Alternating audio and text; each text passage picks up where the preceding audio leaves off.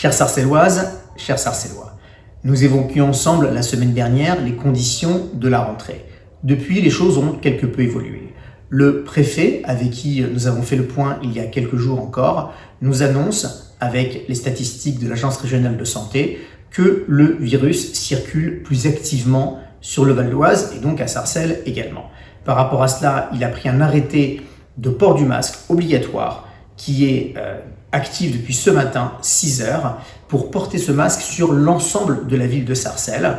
Auparavant, il y avait certaines rues, maintenant c'est toute la ville qui est couverte par cet arrêté.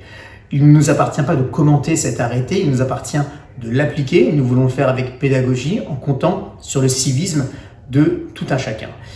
Après, les forces de l'ordre sont en droit de verbaliser les contrevenants. C'est la raison pour laquelle je compte sur le sens de la citoyenneté de chacun pour nous protéger dans notre santé par rapport à cette crise du Covid qui, malheureusement, perdure.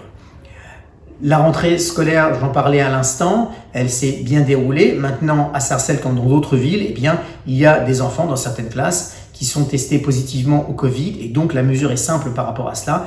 La classe est fermée, les enfants seront envoyés chez eux pour une durée minimale de 7 jours, l'enseignant également. C'est comme ça que l'on procède. Il y a 4 classes qui ont été fermées sur Sarcelles et nous allons continuer d'être vigilants et d'appliquer au mieux ce protocole, même s'il est contraignant.